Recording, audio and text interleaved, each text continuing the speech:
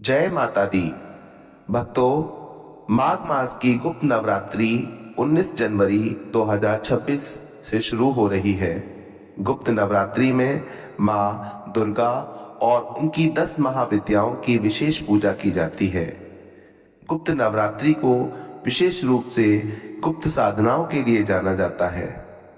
10 महाविद्याओं में गुप्त नवरात्रि के पहले दिन माँ काली की पूजा की जाती है, अर्थात महाविद्याओं में माँ काली का प्रथम रूप है। माँ काली जी का स्वरूप अत्यंत विकराल, अभयंकारी और मंगलकारी है। माँ काली का ये स्वरूप असुरों का नाश करने वाला है।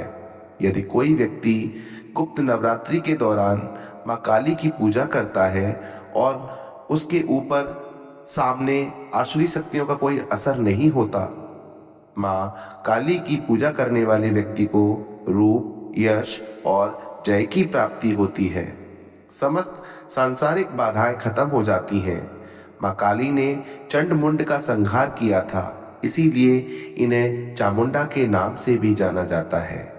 माँ काली अपने गले में मुंड माला धारण करती हैं।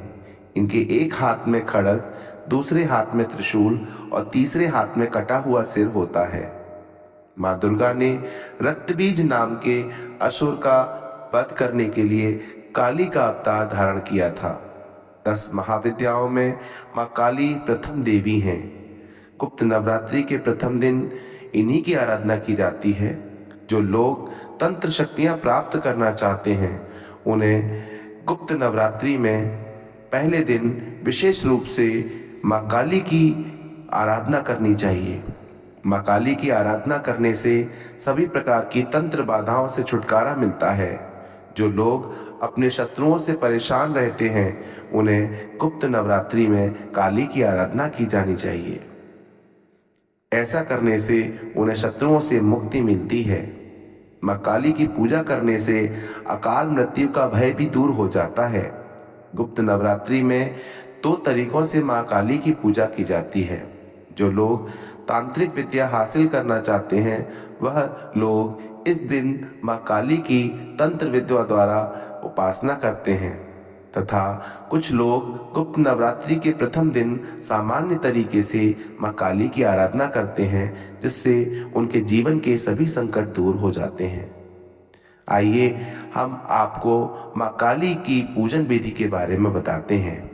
तो भक्तों, गुप्त नवरात्रि के पहले दिन सुबह ब्रह्म मुहूर्त में उठकर स्नान करने के पश्चात स्वच्छ वस्त्र धारण करें। अब एक साफ चौकी पर गंगाजल छिड़ककर उसे शुद्ध कर लें। अब इस चौकी पर एक साफ कपड़ा बिछाकर घट स्थापना करें। भक्तों, अगर कपड़ा लाल हो तो वह ज्यादा अच्छा रहेगा।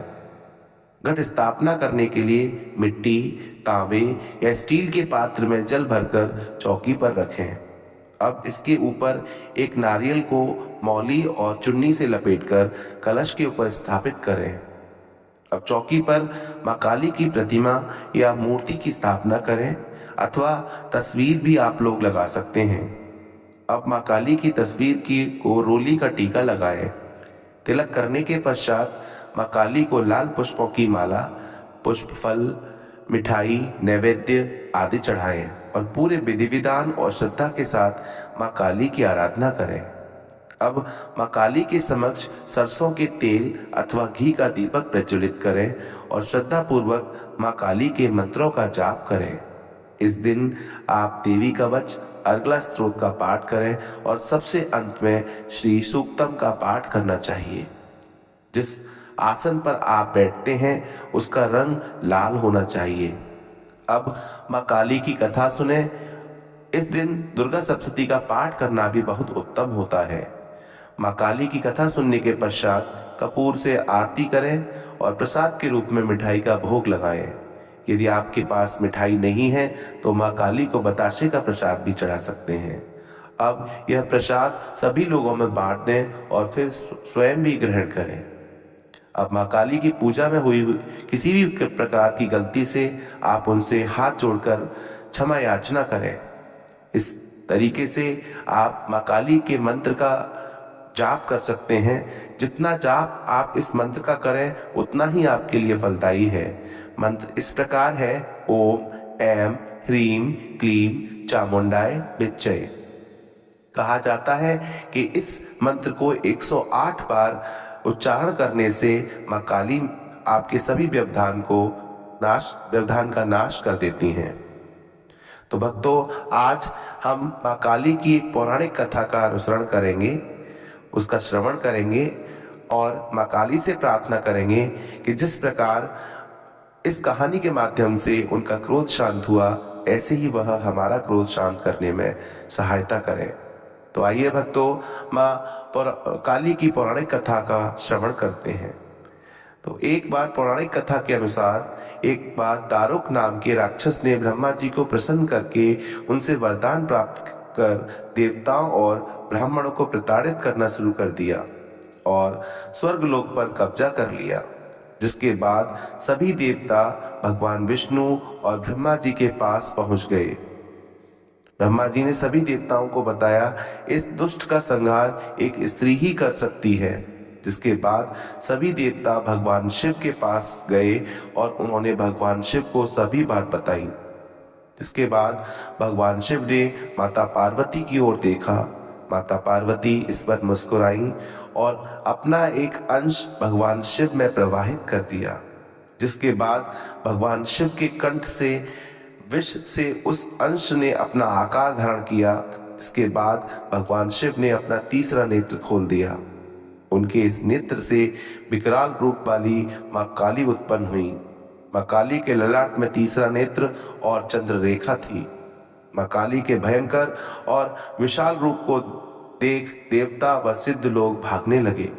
जिसके बाद मां काली का दारुक और उसकी सेना के साथ भयंकर युद्ध हुआ और मां काली ने सभी का वध कर दिया। लेकिन मां काली का क्रोध शांत नहीं हुआ और मां काली के इस क्रोध से संसार भी जलने लगा। इसके बाद भगवान शिव ने एक बालक का रूप धारण किया और शमशान में लेटकर रोने लगे। इसके बाद मां काली उन्हें देखकर मोहित हो गईं। इसके बाद मां काली ने बालक रूपी भगवान शिव को अपने गले से लगाकर अपना दूध पिलाया। इसके बाद उनका क्रोध भी शांत हो गया। भक्तों, जय माता दी, जय माता दी।